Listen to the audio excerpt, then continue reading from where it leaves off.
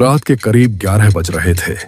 शहर की चकाचौंध पीछे छूट चुकी थी और विक्रम अपने गांव लौटने के लिए उस सुनसान रेलवे स्टेशन पर खड़ा था।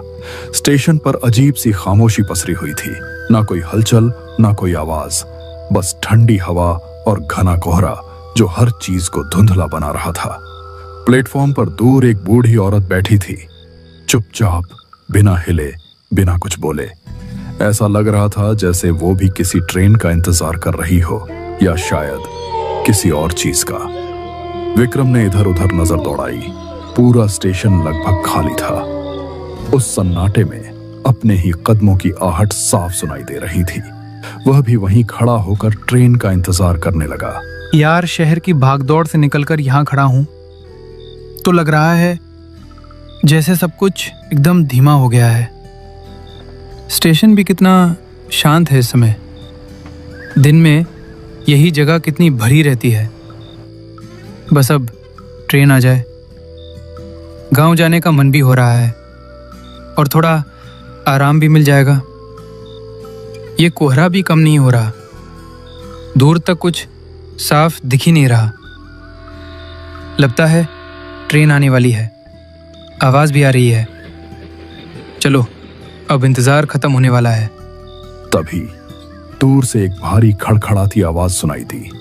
कोहरे के बीच से धीरे धीरे एक काली कोयले से चलने वाली ट्रेन दिखाई देने लगी। उसकी आवाज अजीब थी, जैसे बहुत पुरानी हो या फिर बहुत समय से रुकी हुई हो। जैसे जैसे ट्रेन पास आती गई, विक्रम के दिल की धड़कन तेज होती चली गई।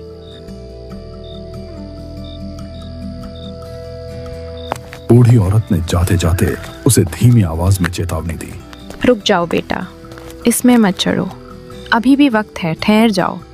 मेरी बात मान लो। क्यों दादी? ट्रेन ही तो है।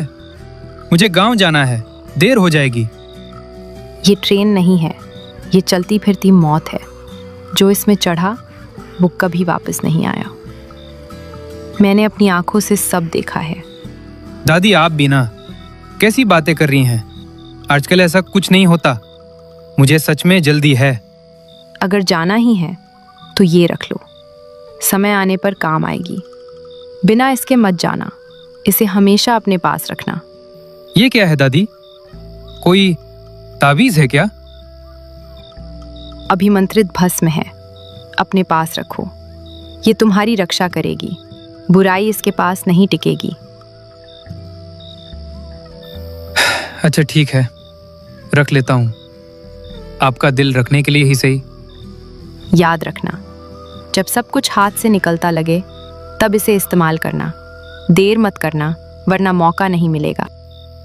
ठीक है दादी, अब चलता हूँ। ट्रेन छूट जाएगी। विक्रम ने उसकी बात पर ध्यान नहीं दिया और सीधे उस ट्रेन में चढ़ गया। जैसे ही वह अंदर पहुंचा, उसे तुरंत कुछ अजीब सा महसूस हुआ। हवा भारी थी, सांस लेना तक थोड़ा मुश्किल लग रहा था। पूरी ट्रेन लगभग खाली पड़ी थी। सीटों पर मोटी धूल जमी थी और वातावरण में एक तेज सड़ी हुई गंध तैर रही थी, जैसे कुछ बहुत पुराना, बहुत देर से सड़ रहा हो। विक्रम ने एक पल के लिए इधर उधर देखा, फिर जैसे खुद को समझाकर वह जाकर एक सीट पर बैठ गया। कुछ ही देर में ट्रेन चल पड़ी और उसे एहसास हुआ यह सफर अब सामान्य नहीं रहा। यह किसी अनजानी दिशा में जा रहा है। अचानक ट्रेन एक तेज झटके के साथ रुक गई। विक्रम ने घबराकर खिड़की के बाहर झांका, लेकिन बाहर कोई स्टेशन नहीं था। चारों तरफ बस घना जंगल फैला हुआ था। ऊंचे ऊंचे पेड़, हवा की सिसकती हुई आवाज और ऐसा सन्नाटा जो कानों में चुभने लगे। वह कुछ समझ पाता उससे पहले ही उसकी नजर नीचे गई। ट्रेन का फर्श धीरे धीरे बदल रहा था। लोहे की जगह अब वहां गीली मिट्टी फैलने लगी थी, जैसे ट्रेन किसी और ही दुनिया में पहुंच चुकी हो। ये क्या हो रहा है? नहीं, ये सच नहीं हो सकता। ये फर्श मिट्टी में कैसे बदल रहा है? मुझे यहाँ नहीं रुकना चाहिए। ये जगह ठीक नहीं है। कोई है यहाँ? नहीं, मुझे अभी निकलना होगा। अभी भागना होगा, वरना मैं फंस जाऊंगा। घबराहट में विक्रम तुरंत ट्रेन से बाहर कूद पड़ा। सांस तेज चल रही थी और कदम लड़खड़ा रहे थे। बाहर आते ही उसने पलट कर देखा, पर जहां अभी कुछ पल पहले ट्रेन खड़ी थी वहां अब कुछ भी नहीं था। ना कोई डिब्बा, ना कोई आवाज, सब कुछ जैसे एक ही पल में गायब हो गया हो। दूर तक सिर्फ पटरियां दिख रही थीं, हल्की हल्की जलती हुई, जैसे अभी अभी किसी चीज ने उन्हें छूकर गुजरा हो। विक्रम समझ गया, जो कुछ उसने अभी देखा वो कोई साधारण ट्रेन नहीं थी, बल्कि था एक छलावा। बच गया मैं। ये क्या था? अभी यही थी ट्रेन, मैं खुद उसमें था, फिर एक पल में सब कैसे गायब हो गया? ये पटरियां जल क्यों रही हैं? जैसे अभी अभी कुछ यहां से गुजरा हो। नहीं, वो कोई सामान्य ट्रेन नहीं थी, कुछ तो गड़बड़ था उसमें। अगर मैं थोड़ा और देर रुक जाता तो शायद, हे भगवान, ये सब सच था। मैं किसी बहुत बड़े खतरे से बचकर निकला हूं। वो ट्रेन नहीं थी, सच में एक छलावा थी। जंगल के घने अंधेरे में विक्रम बेतहाशा रास्ता तलाश रहा था। हर तरफ एक जैसा सन्नाटा और भटकाने वाला रास्ता। तभी उस खामोशी को चीरती हुई एक धीमी सुरीली आवाज उसके कानों में पड़ी, इतनी साफ कि जैसे कोई उसे पास ही से बुला रहा हो। विक्रम ठिठक गया और उस आवाज की दिशा में देखने लगा। कुछ दूर एक पुराने और फैले हुए पेड़ के नीचे एक लड़की खड़ी थी। असामान्य रूप से सुंदर, लंबे खुले बाल हवा में हल्के हल्के हिल रहे थे। उसका चेहरा शांत था, पर अजीब तरह से भावहीन। उसकी बड़ी बड़ी आंखें सीधे विक्रम की ओर टिकी थीं, और उन आंखों में कुछ ऐसा था जिसे समझ पाना आसान नहीं था, जैसे कोई गहरा छुपा हुआ राज जो सामने आना तो चाहता हो।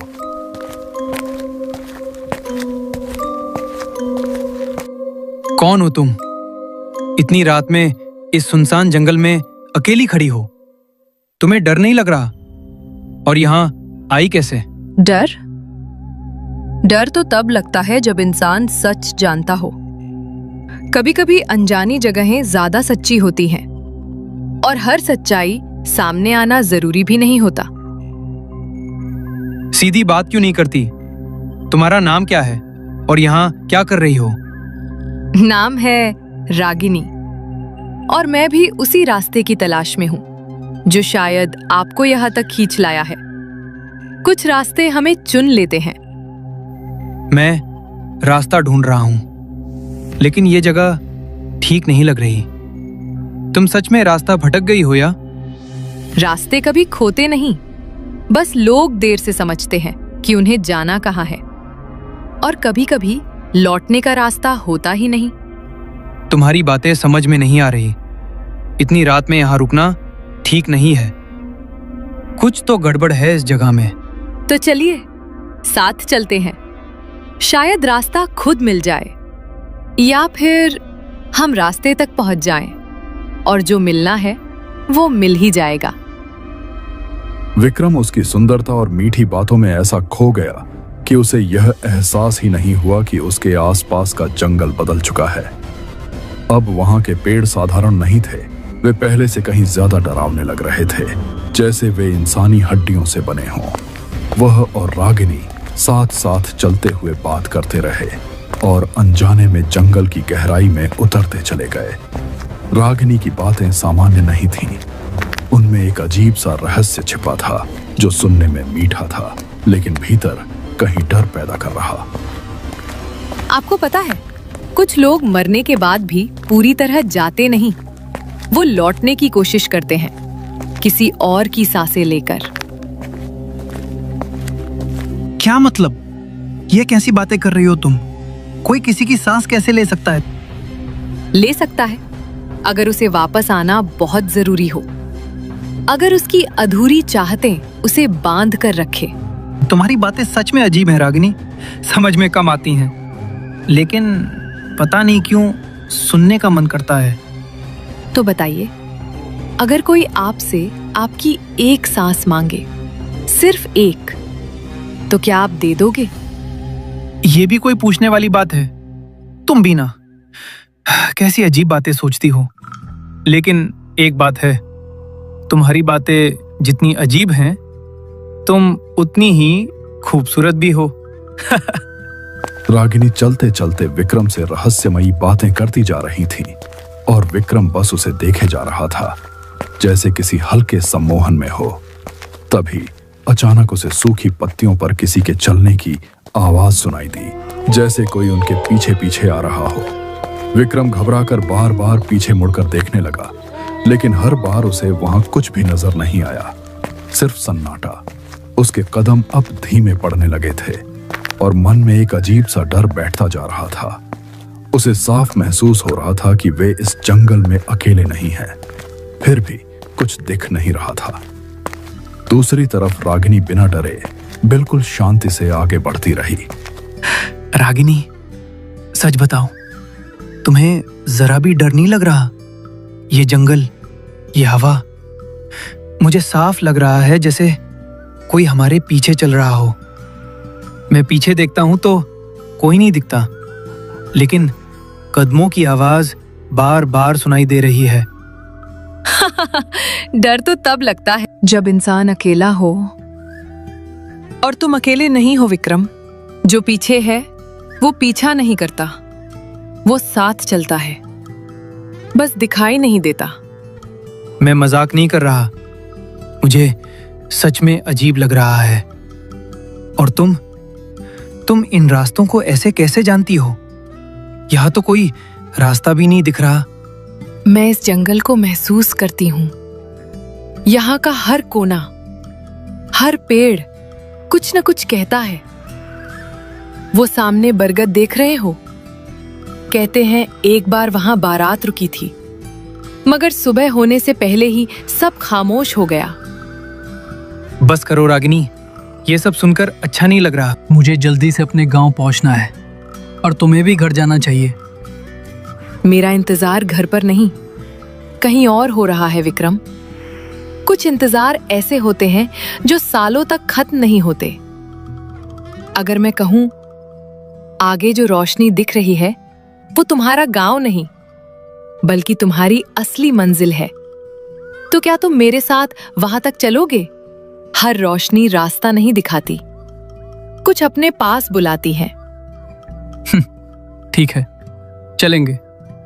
लेकिन एक बात समझ नहीं आ रही, अंधेरे में तुम्हारी आंखें ऐसे क्यों चमक रही हैं?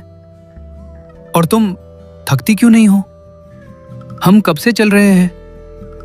मेरी सांस तेज हो रही है, लेकिन तुम्हें कुछ हो ही नहीं रहा। यह सब थोड़ा अजीब नहीं है? सांसें उन्हीं की तेज चलती हैं जिनके सीने में दिल धड़कता है, और हर किसी के पास वो धड़कन नहीं होती जो तुम समझ रहे हो। ये तुम कैसी बातें कर रही हो? मुझे सच में कुछ समझ नहीं आ रहा। तुम आखिर हो कौन रागिनी? समझना जरूरी नहीं है विक्रम। मेरा काम बस तुम्हें वहां तक ले जाना है जहां तक तुम्हारी मंजिल है। रागिनी की रहस्यमयी बातों से विक्रम अब थोड़ा असहज होने लगा था। उसने कुछ कहना चाहा, पर फिर चुप रहकर उसके साथ चलता रहा। चलते चलते दोनों एक ऐसी जगह पहुंच गए जहां हल्की सी रोशनी फैल रही थी, जबकि उसके चारों तरफ गहरा अंधेरा था। ऊंचे ऊंचे पेड़ उस जगह को चारों ओर से घेरे खड़े थे और बीच में एक पुरानी गुफा का दरवाजा दिखाई दे रहा था। उसी के भीतर से वो अजीब सी रोशनी बाहर आ रही थी। गुफा के आसपास का माहौल सिहरन पैदा करने वाला था। हवा ठंडी ही नहीं, जैसे बर्फ की तरह चुभने वाली हो, और उस जगह पर एक अजीब सी गंध फैली हुई थी जो सामान्य नहीं लग रही थी। विक्रम ने एक पल के लिए रुककर उस गुफा को ध्यान से देखा। उसे साफ महसूस हुआ कि यह जगह साधारण नहीं है और शायद यहां आना उसकी सबसे बड़ी गलती थी। रागिनी, ये जगह कौन सी है? तुम मुझे कहाँ ले आई हो? मुझे तो अपने गांव जाना था। ये गुफा और ये रोशनी, सब कुछ अजीब लग रहा है, जैसे कुछ सही नहीं है यहाँ। हर रास्ता वही नहीं होता जो दिखता है। कभी कभी मंजिल बदल जाती है। तुम जहां पहुंचने वाले हो वो तुम्हारी सोच से अलग है। तुम साफ साफ क्यों नहीं बता रही? आखिर यहाँ है क्या? मुझे ये सब ठीक नहीं लग रहा, दिल घबरा रहा है। कुछ बातें बताई नहीं जाती, बस देखी जाती हैं, और जो अंदर है वो तुम्हारा इंतजार कर रहा है। नहीं, मैं अंदर नहीं जाऊंगा, मैं वापस जा रहा हूं। तुम चल रही हो या नहीं?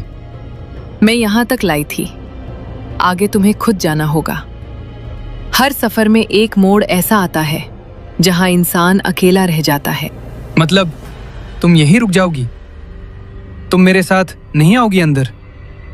मेरा रास्ता यहीं खत्म होता है, अब आगे सिर्फ तुम्हारा रास्ता है। इतना कहकर रागिनी अचानक चुप हो गई और अगले ही पल जैसे वह वहां थी ही नहीं। विक्रम ने चौंक कर तुरंत पीछे मुड़कर देखा, लेकिन जहां अभी कुछ क्षण पहले रागिनी खड़ी थी वहां अब सिर्फ खाली अंधेरा था। उसने घबराकर चारों तरफ नजर दौड़ाई, पर रागिनी कहीं भी दिखाई नहीं दी, जैसे वह हवा में ही गायब हो गई हो। रागिनी, रागिनी कहाँ गई तुम? अभी यहीं तो थी, एकदम से ऐसे कैसे गायब हो सकती हो? ये क्या हो रहा है? कहीं तुम मुझसे मजाक तो नहीं कर रही? अगर मजाक है तो अब बस करो। रागिनी, सुन रही हो ना? बाहर आओ, मुझे अच्छा नहीं लग रहा है ये सब। कहीं तुम कहीं छुप तो नहीं गई? क्यों छुपोगी? अभी तो सब ठीक था। नहीं, ये मजाक नहीं है, कुछ तो गड़बड़ है। कहीं कहीं उसे कुछ हो तो नहीं गया? नहीं नहीं, ऐसा मत सोच विक्रम। रागिनी, जवाब दो, मैं तुम्हें ढूंढ नहीं पा रहा हूं। अभी तो यहीं थी, मेरे साथ चल रही थी, एक पल में ऐसे कैसे? ये जंगल, ये सन्नाटा, कुछ भी सही नहीं लग रहा। रागिनी, प्लीज जहां भी हो सामने आ जाओ, मुझे डर लग रहा है। अब विक्रम के सामने सिर्फ वही गुफा थी जिसके भीतर से हल्की अजीब सी रोशनी बाहर फैल रही थी। वह गुफा के मुहाने पर खड़ा था, अंदर झांकने की हिम्मत जुटाई रहा था कि तभी गुफा के भीतर से एक धीमी रहस्यमयी आवाज गूंज उठी, जैसे कोई उसे अंदर आने के लिए बुला रहा हो। उस आवाज में एक अजीब सा खिंचाव था, जिसे सुनकर उसके कदम खुद ब खुद आगे बढ़ने को मजबूर हो रहे थे। विक्रम कुछ पल के लिए वहीं ठहर गया, समझ नहीं पा रहा था कि अंदर जाए या वापस मुड़ जाए। अंदर आ जाओ विक्रम, क्यों रुके हो? तुम्हें अपने सवालों के जवाब चाहिए ना? जो ढूंढ रहे हो वो यही है, इस गुफा के अंदर। डर किस बात का? सच से भागोगे कब तक? आगे बढ़ो, देर मत करो, हर पल तुम्हें और करीब ला रहा है। तुम्हारी मंजिल बाहर नहीं, यही तुम्हारा इंतजार कर रही है। अंदर आओ और जान लो जो जानना जरूरी है। उस अनजानी आवाज ने विक्रम को भीतर तक चौंका दिया। गले में जैसे शब्द अटक गए, फिर भी डर के बीच वह संभलते हुए धीरे धीरे गुफा के अंदर कदम रखता चला गया। अंदर का दृश्य देखते ही वह ठिठक गया। सामने एक अघोरी साधु बैठा था, उसकी आंखें अंगारों की तरह चमक रही थीं। पास ही एक हवन कुंड जल रहा था, जिसकी आग की लपटें गुफा की दीवारों पर अजीब परछाइयां बना रही थीं। चारों तरफ तंत्र मंत्र का सामान बिखरा हुआ था, राख, हड्डियां और कुछ ऐसी चीजें जिन्हें देखकर ही सिहरन दौड़ जाए। गुफा के बीचों बीच एक पत्थर की बेदी बनी थी और उस पर जो पड़ा था, उसे देखकर विक्रम के होश उड़ गए। वह रागिनी का शरीर था, सड़ी गली हालत में, जैसे उसे मरे हुए काफी समय बीत चुका हो। विक्रम की नजर जैसे ही उस पर पड़ी, उसके कदम वहीं जम गए, सांसें तेज हो गईं। तभी सामने बैठा अघोरी अचानक जोर से हंस पड़ा और उसकी हंसी गुफा में गूंजने लगी। आखिर आ ही गया तू अपनी मौत के दरवाजे तक।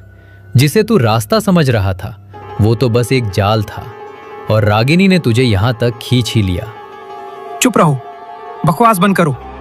रागिनी कहाँ है? मुझे पता है, तुमने ही उसे छुपाया है। बताओ वो कहाँ है?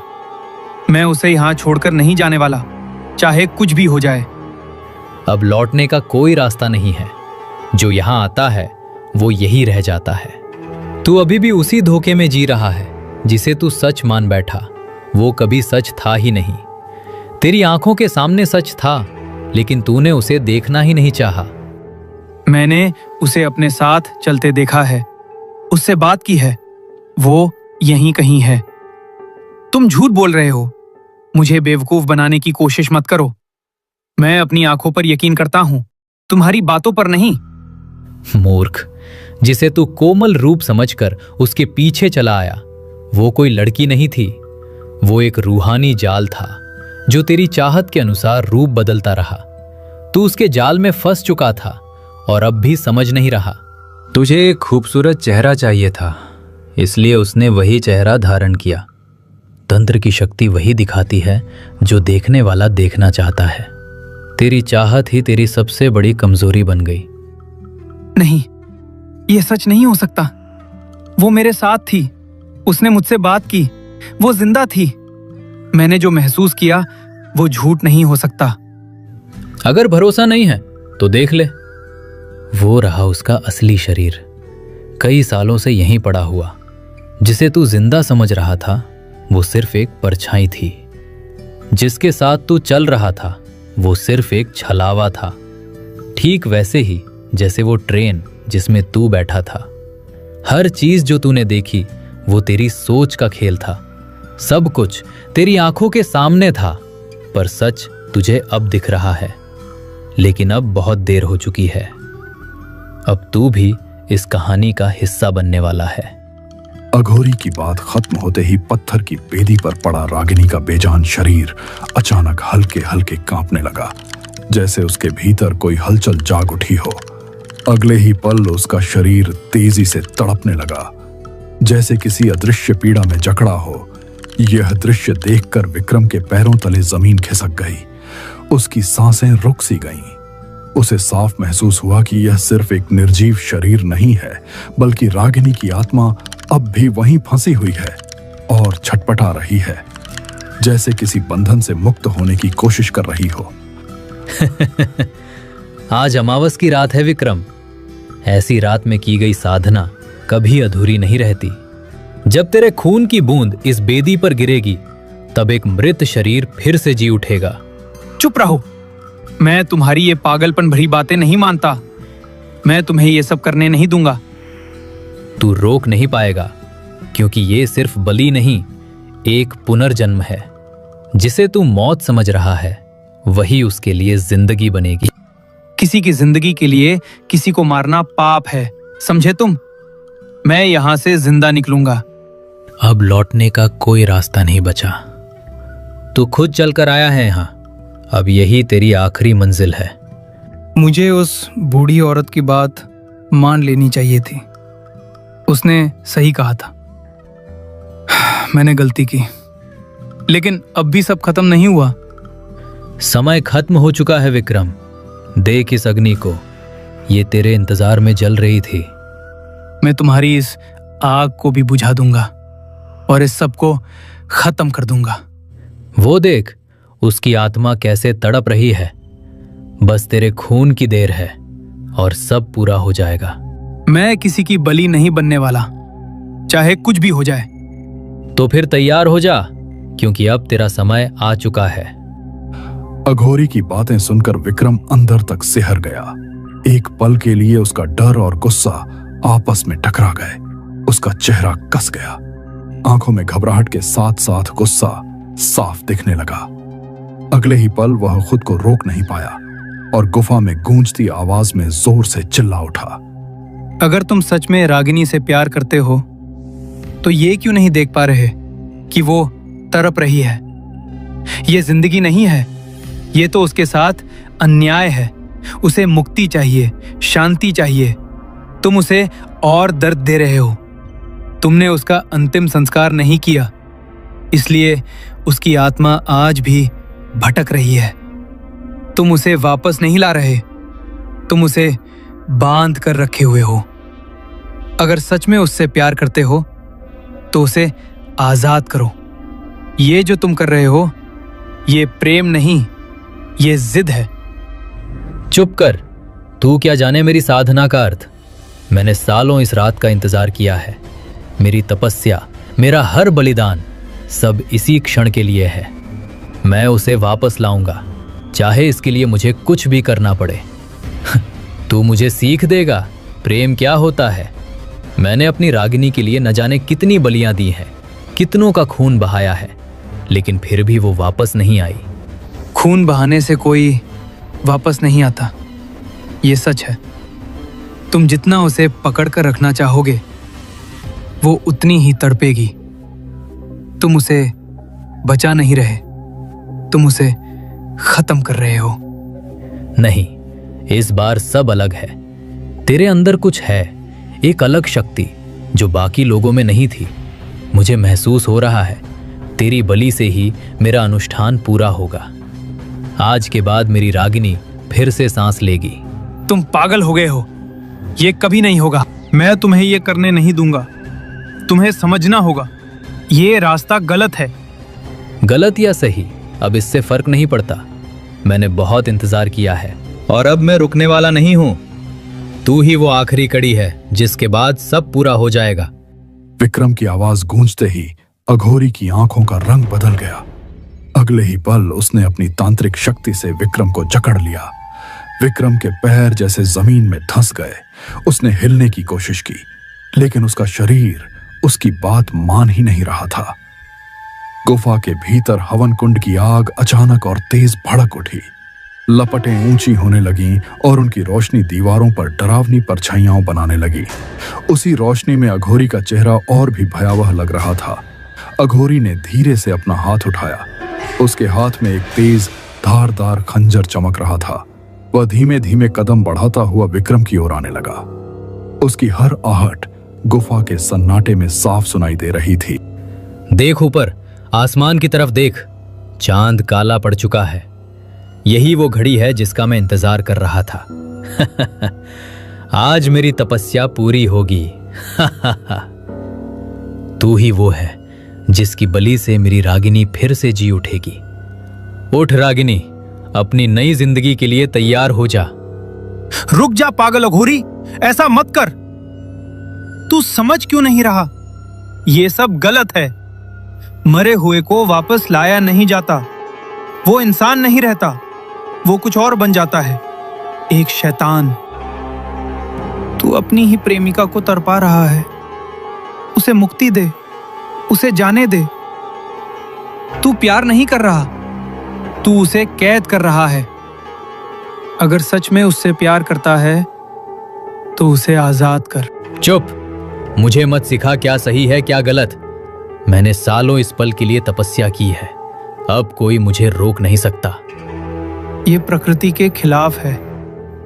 तू जो कर रहा है उसका अंजाम बहुत बुरा होगा। तू उसे वापस नहीं ला पाएगा, बस उसकी आत्मा को और भटकाएगा। मुझे अंजाम की परवाह नहीं, मुझे सिर्फ अपनी रागिनी चाहिए, चाहे कुछ भी करना पड़े। बस बहुत हो गया, अब तेरी बातें नहीं सुनूंगा। अब तेरी बलि ही इस कहानी का अंत तय करेगी। अघोरी अचानक गुस्से से गरज उठा। उसकी आवाज पूरी गुफा में गूंज गई और वह तेज कदमों से विक्रम की तरफ बढ़ने लगा। तभी पत्थर की बेदी पर पड़ा वह निर्जीव शरीर हल्का हल्का हिलने लगा।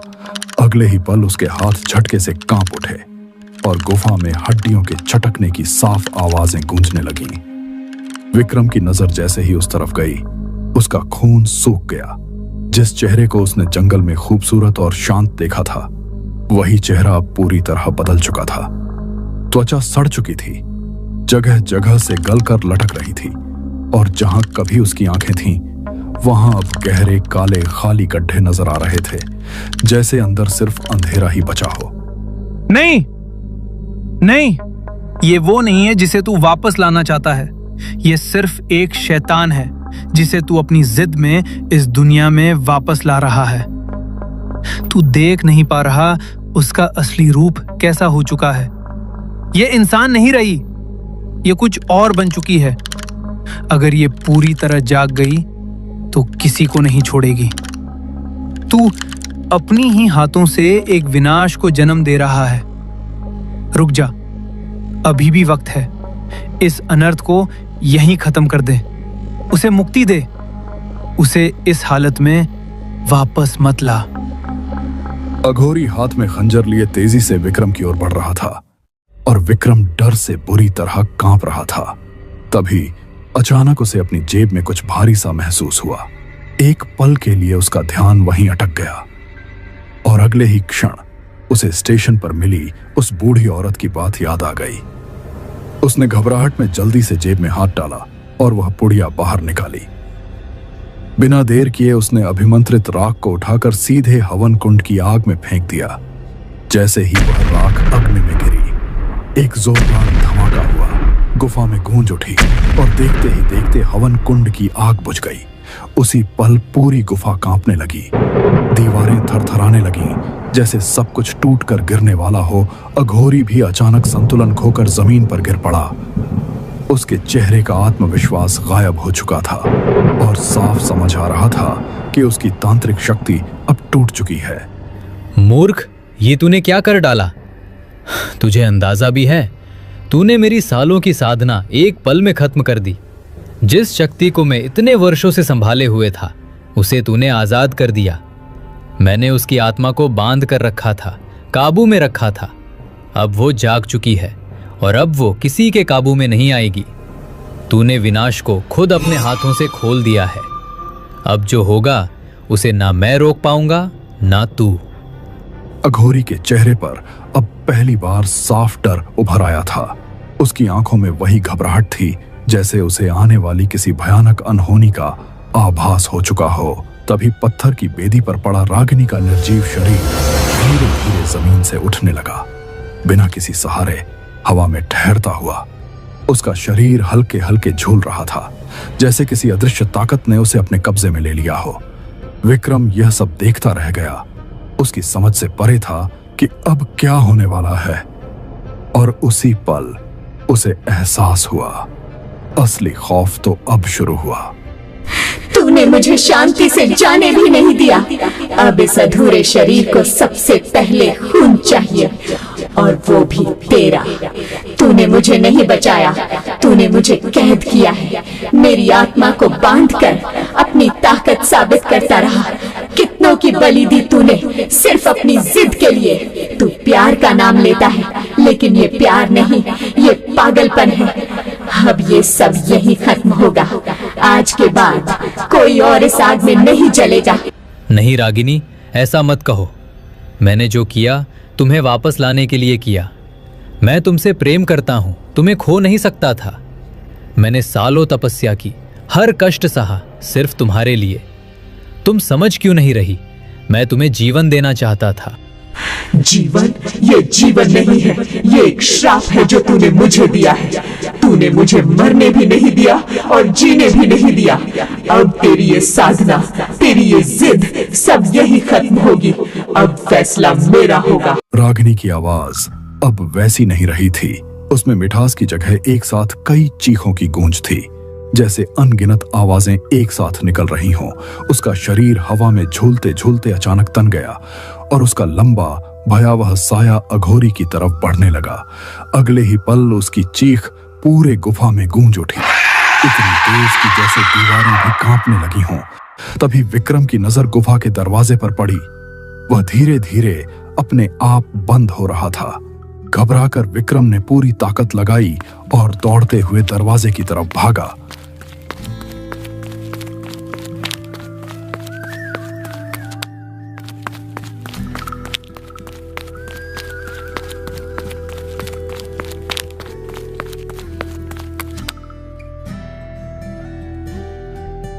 किसी तरह वह बाहर निकल आया। बाहर आते ही वह बिना रुके भागता रहा, जंगल से दूर निकलने की कोशिश करता हुआ।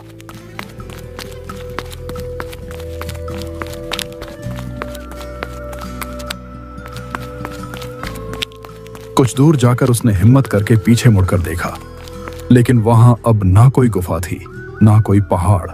उस जगह पर सिर्फ एक पुराना खामोश खड़ा बरगद का पेड़ था, जैसे वहां कभी कुछ था ही नहीं। मैं बच गया, सच में बाहर आ गया। ये सब क्या था? मैं अभी भी समझ नहीं पा रहा। अगर एक पल और रुक जाता तो शायद।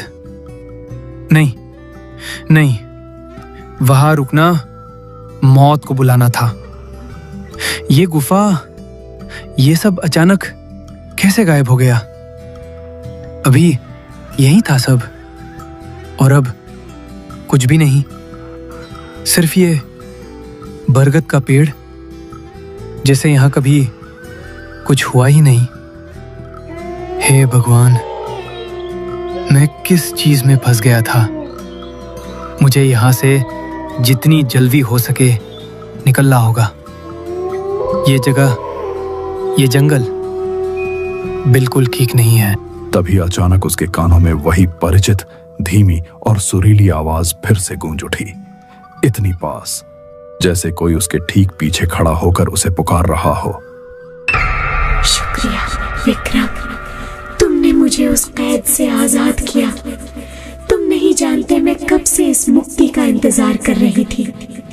लेकिन याद रखना, जो एक बार छलावे की नजर में आ जाता है वो कभी सच में अकेला नहीं रहता।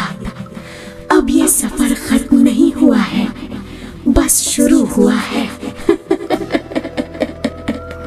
विक्रम ने घबराकर तुरंत पीछे मुड़कर देखा, लेकिन वहां कोई भी नहीं था। चारों तरफ वही सन्नाटा पसरा हुआ था। फिर भी सूखी पत्तियों पर किसी के चलने की आहट साफ सुनाई दे रही थी। चर्र चर्र, जैसे कोई अदृश्य चीज उसके बिल्कुल करीब आकर रुक गई हो। विक्रम की सांसें तेज हो गईं।